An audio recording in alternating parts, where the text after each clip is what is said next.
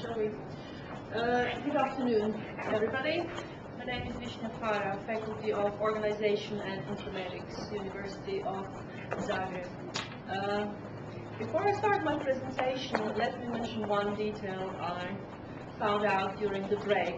So this young gentleman here, who is a technical support, graduated from the Faculty of Organization and Informatics, but he actually did not take English, he took German, as he told me, Denglish. So a lot of German words in, English words in German. Okay, I do hope he's doing a great job in Microsoft. I do hope that you have recognized Involve Me and I Understand from a well-known Chinese proverb, Confucius proverb, which actually says, tell me and I will forget, show me and I remember, involve me and I will understand. So involve me and I learn how to do it. I learn how to learn, now I can do it myself. So we can develop, it's about learner autonomy. We can develop learner autonomy only if we allow enough room for learner involvement. Modern world generates continuous educational needs. You stop learning today, you are uneducated by tomorrow. So learner autonomy and lifelong learning, actually, that's not an option these days, has become a must.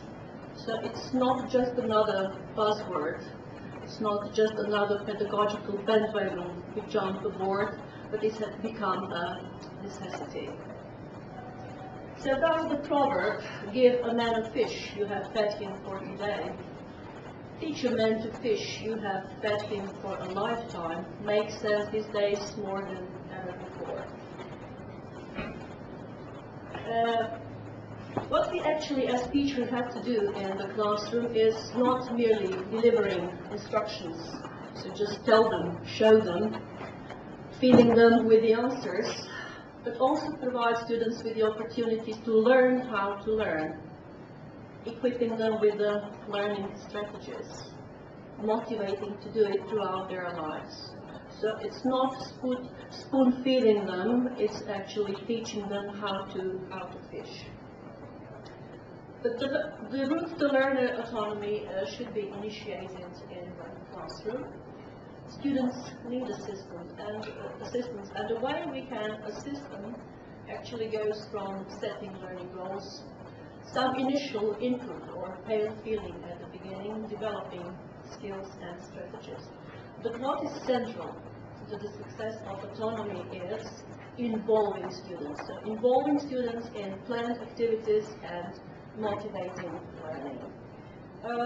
It's about the activities that actually enhance students' engagement with the language. But it's very important to be in and out of the classroom. I'll mention this later on when I'm referring to my practice in the classroom. So the issues I have mentioned so far, so the issues that somehow just a second, challenge the foreign language teaching community of learner autonomy. It's about learning strategies, it's about motivation. So I will look at each of these in more detail later on. And I will focus on these issues from the perspective of vocabulary learning. And one special actually aspect of vocabulary is new arrivals in the English words taught, neologisms.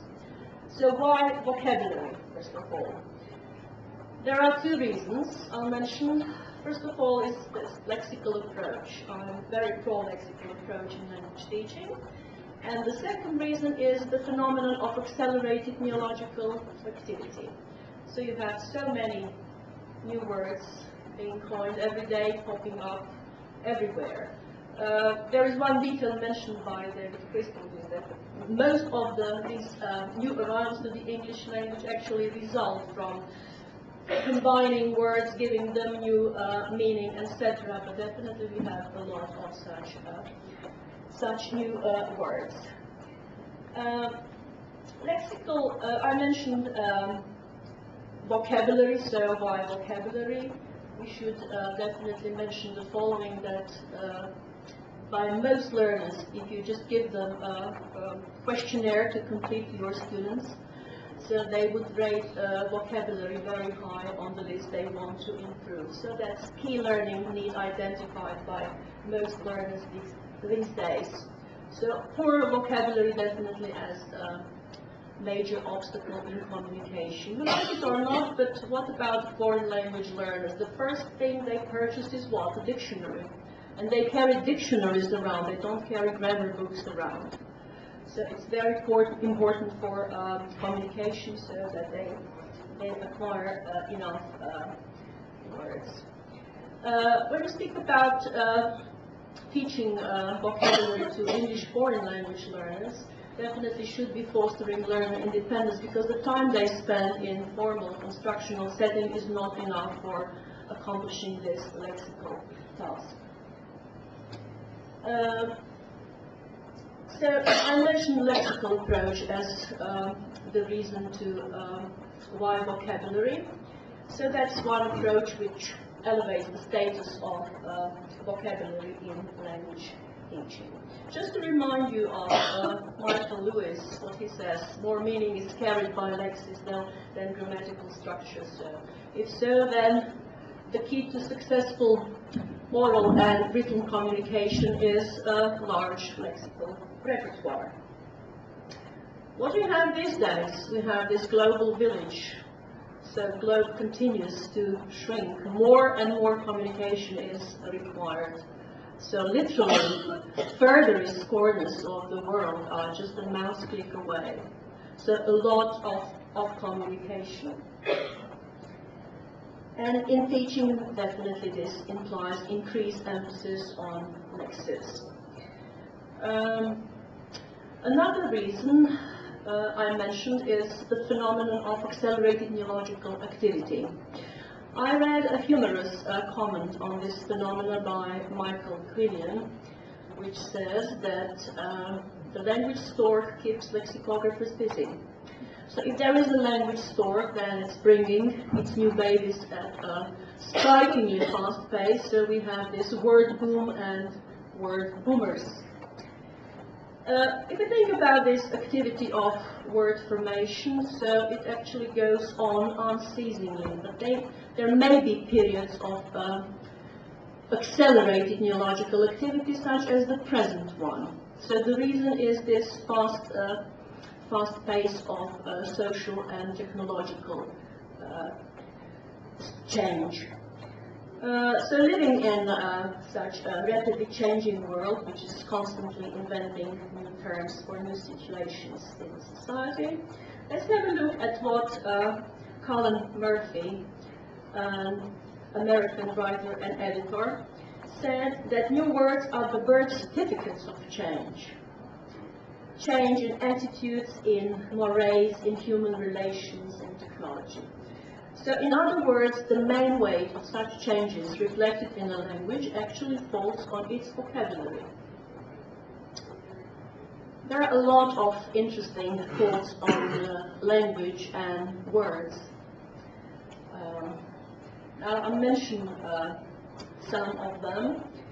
It's written by a lexicographer, John Hayter, in his book 20th Century Words, that words are the mirror of their times. So you look at the areas in which vocabulary of language is expanding fastest, and what you get is the impression of the chief preoccupations of society at that time. So it's interesting to look at what is happening in our world through the prism of vocabulary. And could also be motivating. We'll mention motivation later on. Could be very motivating for our students as well.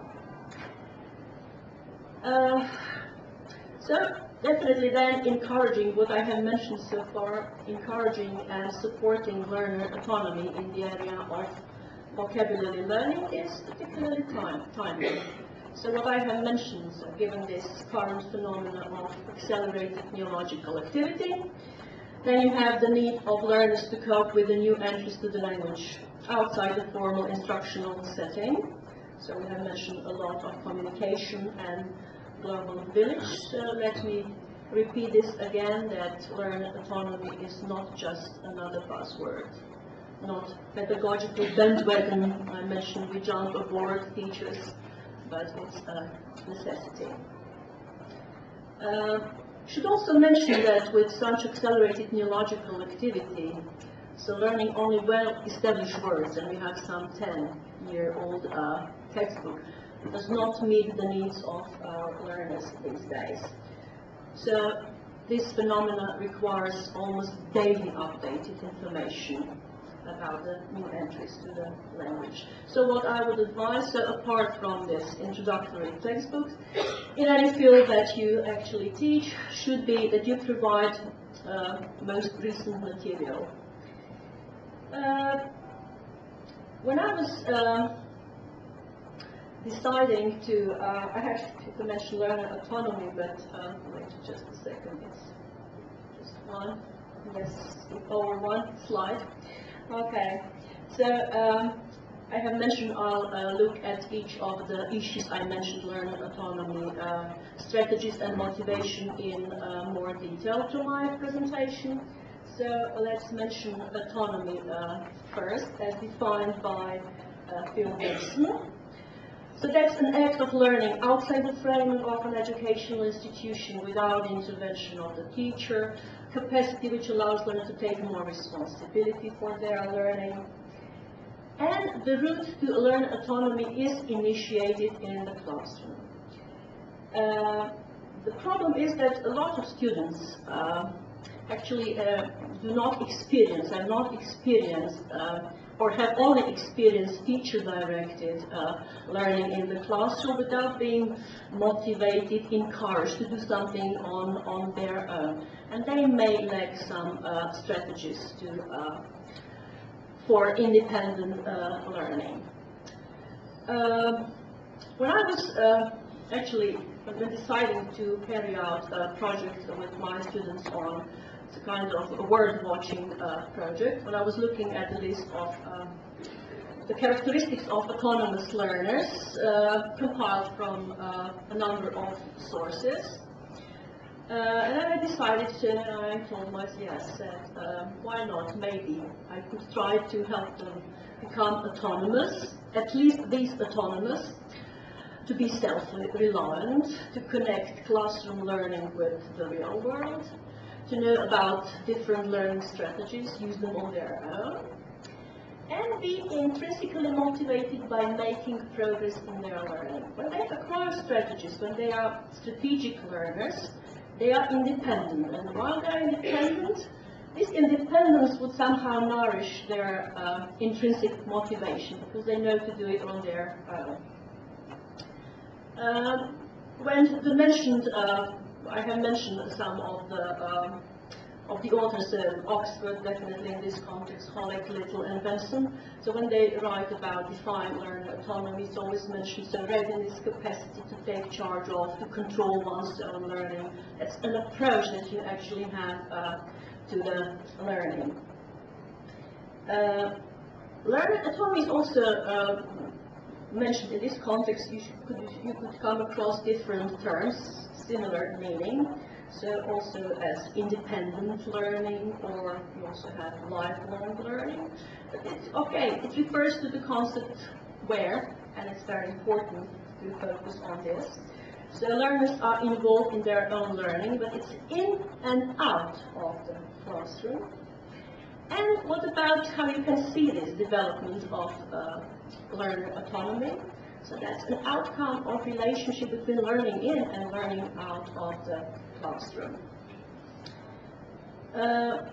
Autonomous, but it does not mean that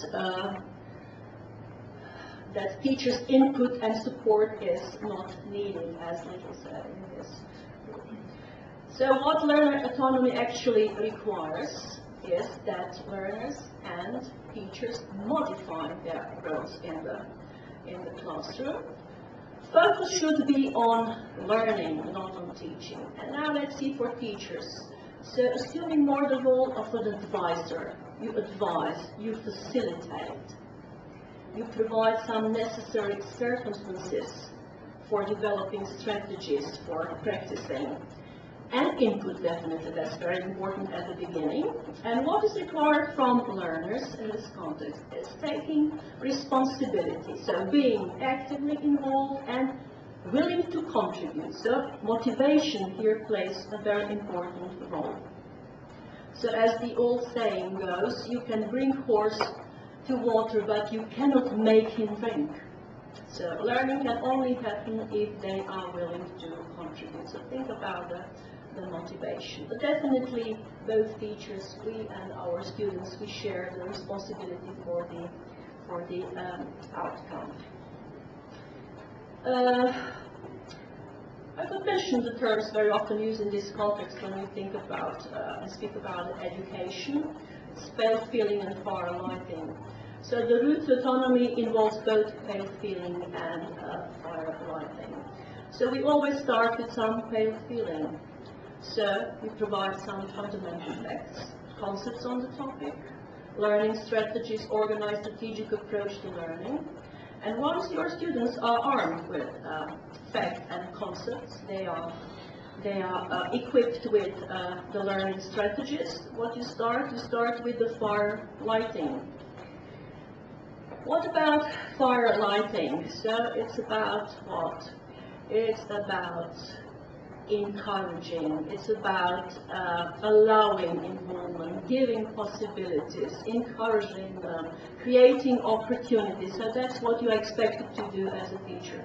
I can't but mention one. I heard this word, quotation on good teaching. It was one Cooper conference, I don't remember, maybe you could help me. So it's what about good teaching? When we are in this context of firelighting, that good teaching is sometimes induction, sometimes deduction, but always seduction. So a lot of motivation should be at firelighting. Okay, so we can definitely no longer be only a source of information to be taught, but also, as I mentioned, providers, facilitators should be advisors. So definitely it's time we rethink some well-established views on our role in the classroom. When we are only a source of information, we are actually doing what? Just filling a pail. But when we are providers, we provide learners with the opportunity to learn how to learn and motivate learners to do it throughout their lives. So what we are doing, we are lighting the fire. And always this moving slightly away from pale feeling towards fire lighting, it works better for your students in the long run. So fostering learner autonomy, very necessary, but also very complex goal. So this road is definitely long and rocky, and learners need considerable assistance and support. Now to my classroom practice. Here we'll look at strategies and motivation in more detail. So it's about approach to fostering learner independence when dealing with neologisms. So considering some key points as I put it here. So it's about input. I'll mention the input, which is important, about the strategies and motivation. Now, what about this input which is required when they are dealing with neologisms? Some etymological information should be provided, so morphological analysis of lexical units, so that affixes, roots, they know the meaning, they connect the meaning of the parts. And then morphological analysis of lexical units in terms of processes of word formation. And you should acquaint them with all these different types of word formation, from abbreviation, affixation, compounding, conversion, playful mixing, root creation, semantic neologism. English language has wide possibilities of creating new words. And advanced learners, if you have advanced learners, they should be acquainted with the most productive processes of word formation. So back to what David Crystal said today, so actually creation of entirely new words, that's a very rare process. So most actually new words these days are a combination of the old existing vocabulary items. You're giving them some another meaning, we just put some prefixes or suffixes. That's the idea. These are more common processes. Sorry for this. Okay, so input. Now to strategies. I put input, strategies, and motivation. Okay, one detail I have mentioned, but now I'll provide this quotation by Susie Dent, where she mentioned this, how it's a very rare process, this root creation. So most of the new words, as you can see, result from the adaptation of the old. Now strategies, as I mentioned. As defined by, first I'll provide a definition by Rebecca Oxford. So she defines strategies as specific actions taken by the learner to make the learning easier, faster, more enjoyable, and more self-directed, more effective, and more transferable to new situations. Maybe more definitions, or just to give you the idea how people think about strategies, what strategies are. So you also have defined by Wenden. It defines them as mental steps or operations that learners use to learn a new language or to regulate their efforts to do so. You also have definition of strategies in common European framework, defined as means the language user exploits to mobilize, balance his resources, etc. The basic steps when we teach learning strategies. So first of all, you should describe the strategy to your student. Why is it important, when to use it, and how to use it. Then modeling its use. So the teacher models the strategy, explaining how to perform it, providing enough assisted practice time. So that's the part. That's something I have mentioned, this aspect, that you are providers, facilitators, advisors, and promoting students' self-monitoring. So it's very important, because students are more likely to use strategy if they see how the strategy works for them.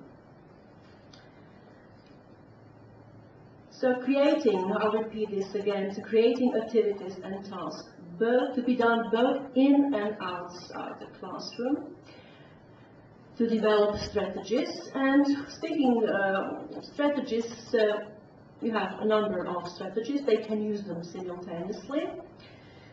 No universally useful, just one for people. You can use different strategies, and they contribute to vocabulary in different ways. Once students have acquired strategies, they have a tool. According to the definition and how it actually works, they have a plan, they have a method for accomplishing the task. When they become, I have mentioned this, strategic learners, they also become independent. And then it's very important, this independence, when you think about the motivation. And as this independence actually nourishes their motivation. And they become lifelong learners. Now to motivation. Now, what about the attitude of our students towards English? A decade or two ago, 3 decades ago, okay, they were not that eager to study English. But nowadays, things are different. Different thanks to what? To new technology. So they communicate with different people from all over the world. Everything is in English, you see. And they feel more motivated to study. So we already have a certain degree of motivation. But what about our classes?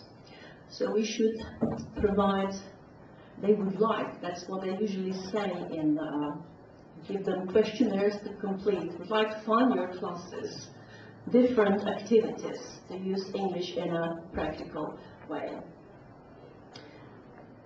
The factors that play an important role in motivation, so if you want to run classes efficiently, should be this positive attitude. They should feel relaxed in a classroom. You should know what their preferences are, what their interests are. Then positive self-esteem. So definitely there are needs. They somehow need to be noticed and valued, etc. Personalization of activities. So let them write and speak about what they are interested in. Students' involvement as well, I have mentioned this. So get them involved into participation. So again, this fire lighting kind of thing. Now I'll tell you something about the way, actually how I try to increase the motivation of my students. It was about raising motivation, establishing more relaxed and open communication with the students. What I actually made a humorous comment. It was about the lack of motivation of students, so they were actually passive in a classroom. And in this humorous comment, I incorporated some neologisms, which were catchy, ear-catching, and I somehow involved them in this. What the problem we face when you have to deliver, when you have 8 or 9 o'clock lecture or seminar in the morning, what you see and what you have is actually this. So you have students in front of you, but they don't seem to have passion for any kind of activity. Now I'll mention the comment I used. So it's about using these neologisms I have mentioned. So ear-catching, trendy. Yes, I told them, yes, click-karate, technorati, social networking fatigue. So that's your problem. And now you make them think. Click-karate, social networking fatigue. Okay, so you somehow make them guess what it's about. Or the following, yes, keep your online socializing to a minimum. I know that's social networking fatigue, that's the problem. Cyber grounded, maybe you should be cyber grounded, something your parents used to do when you were in a secondary school or primary school.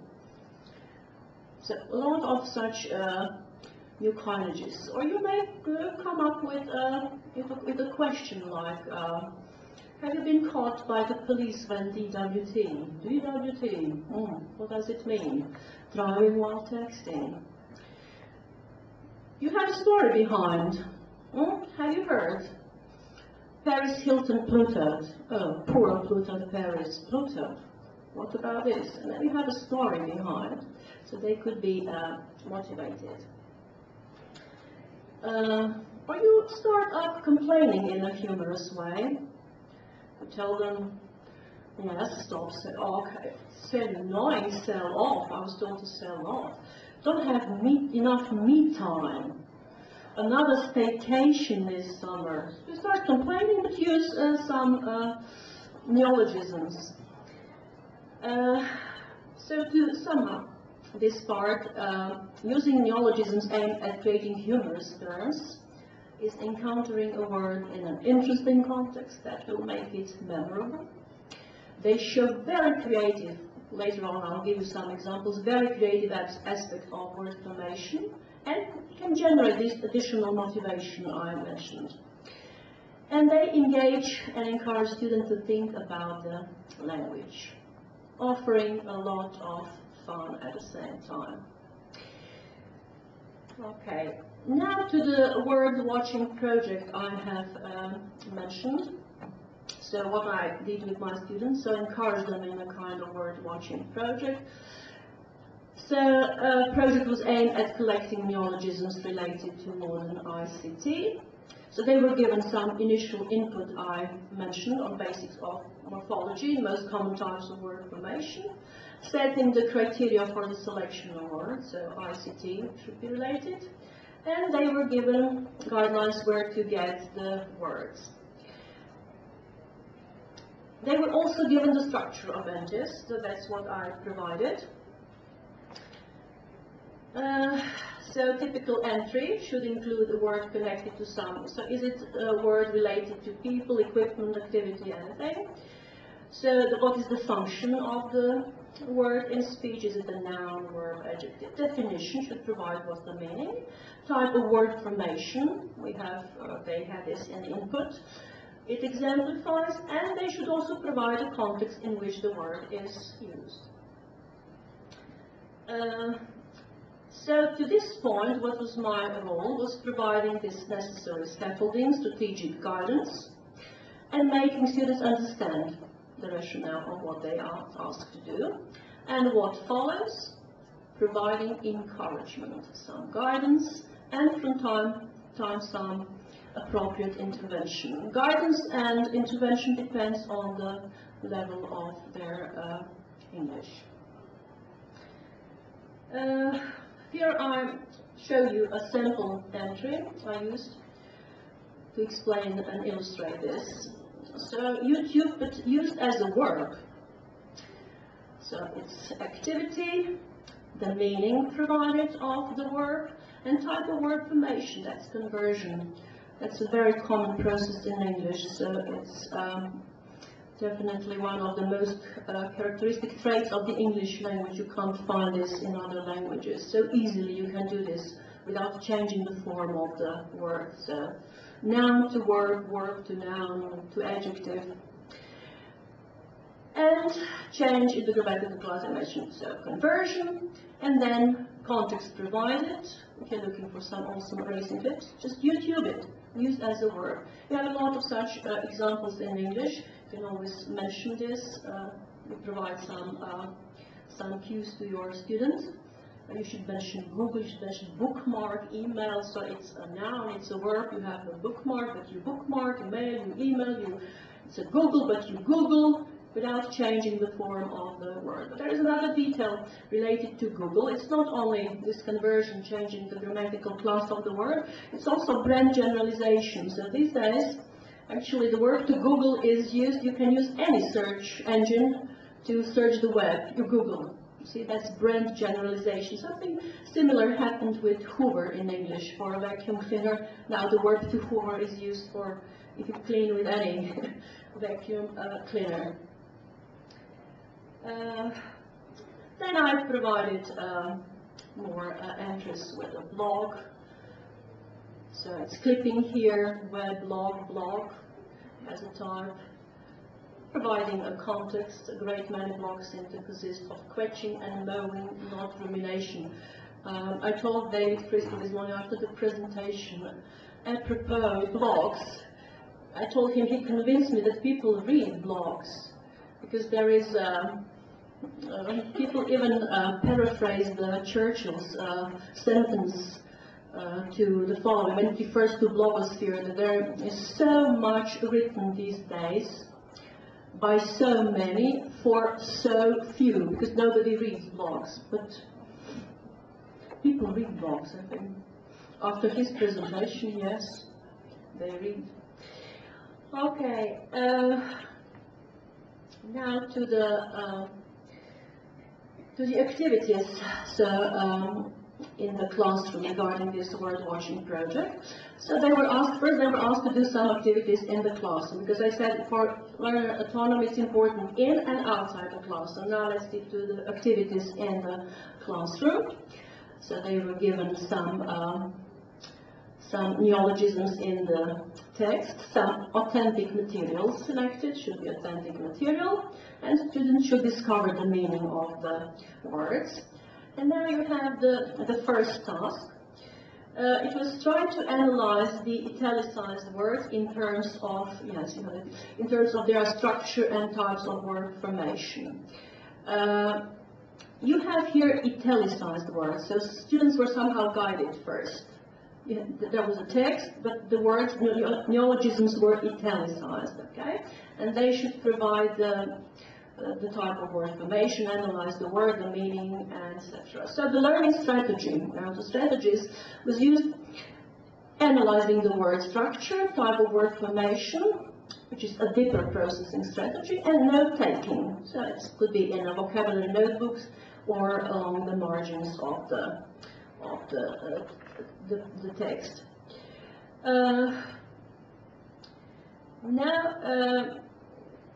The following text, I can also show you this where they had mouse, read, and ergonomize. So then again, expected explanation. So for mouse, read, that it's compounding. So combining two or more existing words. Ergonomize. So that's affixation. So using this word-forming suffix. So suffixes and prefixes, how they change the grammatical class or change the meaning of the word. And again, possible guidance and intervention. So don't forget facilitator, advisor during all this. Okay. Then also text they were given was a text with spendexing, and then expected explanation using the guidelines on entries. So it's a noun, category, activity. Then you have the meaning of this spendexing, which represents blending. You have spend and indexing. Then you can also provide some examples, help them, guide them. It's similar to emoticon and netiquette, this blending. So mentioning that blends are very popular with journalists when they read the newspapers, when they are on the internet, very often. Actually, all those who compete for our attention, journalists, politicians, advertisers, they all coin blends because they are very ear and eye-catching, and they somehow require this involvement. You have to guess what the meaning of the word. So therefore, when, for example, you use blends which present this processing challenge, okay, when students, what's the problem with this? Okay, then figure out the meaning of the word, they are motivated. So again, it's motivation, use neologisms, that could be very motivating tool. So, see, okay, very motivated. Speaking, definitely we should not neglect neologisms as, especially blends, as a very motivating tool for building vocabulary. In this context, I will mention one, the author Adrienne Lehner, what is her, Adrienne sounds French, comparing actually neologisms, especially blends, to some figures of speech, literary tools. That understanding blends and other neologisms is to be compared to literary tools, like metaphors, metonymy, and other figures of speech, all of which may have the aesthetic goal of providing pleasure, amusement, and entertainment, as well as meaning. So that's an interesting comparison. Then more examples just to illustrate this. I use the text with a spico, an interesting word. So this affixation, so you add this suffix o, like you have typo, spico, thinko. So it could be interesting to mention this as well. And the following task, so the first task, the neologisms were italicized, but this time they were asked to spot the new words, you see. So they are somehow take on more responsibility in doing all this. So spot the instances of words, then analyze them and provide the definition. And learning strategies is noticing neologism, analyzing the structure of word formation. And what actually students, as I mentioned, they take on more responsibility.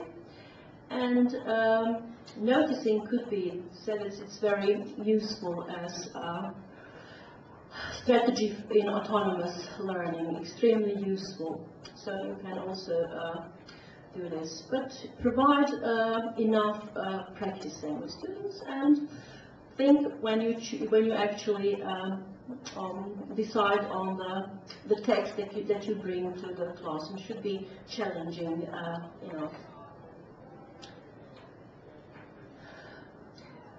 Okay, and the text, so the task 2, the text given to students was text with the following words. So tweeter, tweeterer, tweets, tweeterverse, and tweetable. And expected explanation using the guidelines on entries. So root creation here, then Twitter affixation. So here you have this noun forming suffix. Then you have semantic neologism, the original meaning as this sound or a small bird, but now short message. This semantic neologism is common also in the context of information communication technology. Just think of computers and computer networks. We know who clients are. They pay for your services or goods. But in a computer network, for example, you have a computer's clients. So it has to do with the relational functionship within a computer network. So it's also common semantic neologism, so they should have the idea. Again, tweet as a noun, but tweet also as a verb, again, conversion. Tweeterverse, blending, tweeter and universe. Tweetable, again, affixation, so you have this adjective forming suffix added to this. Okay.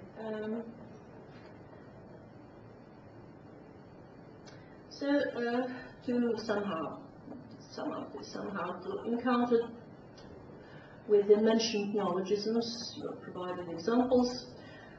Gives a good picture of creative aspects of word formation and use in present day English to make students aware that speakers do not confine to the existing conventional units when using language, only words which are in a dictionary, but also take advantage of the wide range of creative resources provided by the language. And you have a lot of words actually being coined will never enter dictionaries, but they are words, they fulfill their function, and students should be aware of this.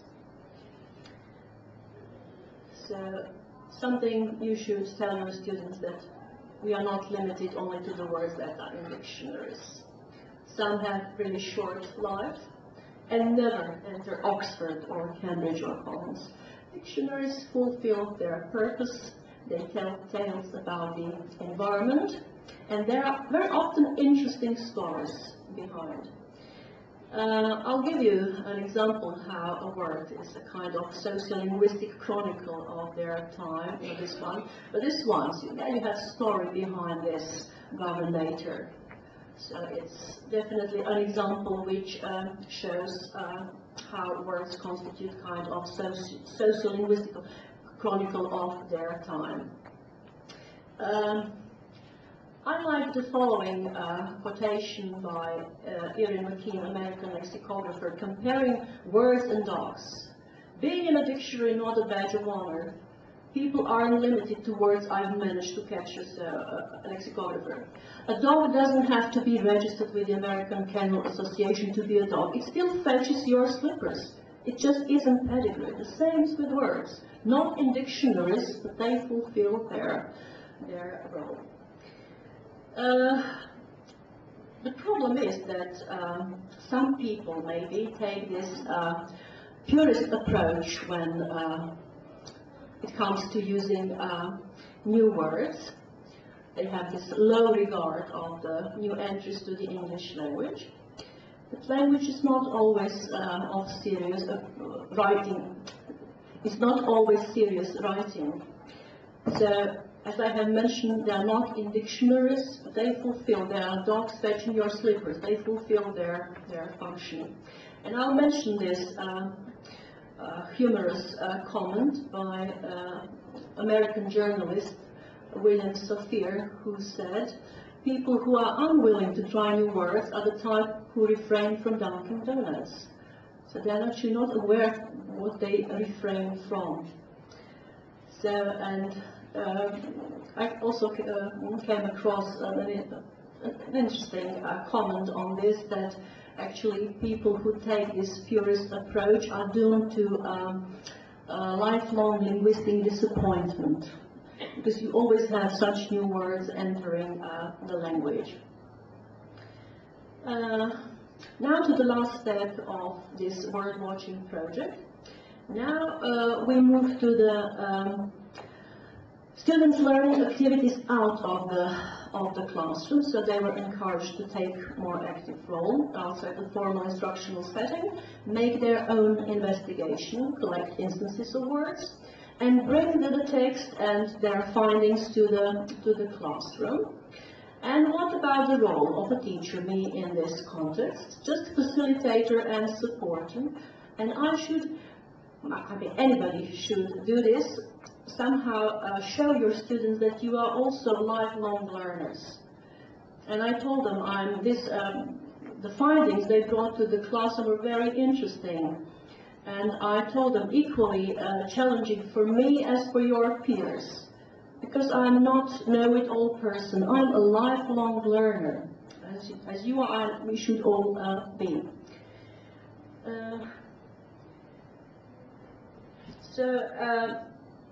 Students should mention this, encouraging them to spot text with humorous neologisms, because reading to enjoy in humor provide a fun-filled learning atmosphere, and that's very important for students. Now, an interesting example spotted and analyzed by students. We have the following. I like most Homo sapiens. I have 10 fingers in need of manicure, 10 toes that could look a whole lot better, and at least 10 kinks in a bag that aches for regular TLC for my dear colleague. She doesn't like abbreviations. TLC, tender loving care. And then another abbreviation later on, so computer spine and phone neck mentioned as white collar ailments belong to RSI problems, repetitive strain injuries. Okay, abbreviations this time. The examples they brought, actually they belong to compounding as a type of word formation, computer spine and phone neck. Similar to mouse, trees, tennis, elbow, etc. Then you have the following examples, the text with twit-ups and twipple. So you have playful mixing, like you have to meet up and twit up, and twipple as blending Twitter and people. And then the following example with tumbos. So blending thumb and typo, tumbo. Again, similar. So you have this group of resemblance, typos and speakos and thinkos and thumbos. So when sending SMS, you use your thumbs. So it could be a thumbo. Okay, and for example, cyber loafing. It represents affixation, so cyber, very prolific prefix these days. And conclusions, somehow to sum up. So I have shared with you this idea of planned, active, motivating learning, both in the classroom and outside the classroom. So it's very important that you have the idea how to expose your students to the language outside the classroom. That's one possible approach to bringing learner autonomy. So to sum up somehow, modern world requires continuous educational needs. Just to remind you, one who graduated yesterday, stops learning today, is uneducated by tomorrow. Learning is extended more and more beyond the classroom into real-life learning context. Learning autonomy, lifelong learning, not an option, but a necessity. And teachers are expected to help students to, continue this playing the learning game after formal classes ended, to apply the knowledge and skills acquired in the classroom to any situation outside the classroom, so help them become autonomous, or we have mentioned independent, lifelong learners. But along this way, learners should be given what? Input. Definitely at the beginning. It's you can't actually, in this process of education, can't do with some pale feeling. Strategies must be inspired and encouraged. Yes, you should communicate enthusiastic approach to your learners, but what is central, and that's actually how I began my presentation, it's about giving learners possibility to be consciously involved. Involving, and I understand, I learn how to do it, I can do it myself. So planned activities, motivated learning, and expose them to the language in and out of the classroom with such activities. Because when they become strategic, they become, we said, independent learners. Independence nourishes their intrinsic motivation, and they become lifelong learners. Thank you for your attention.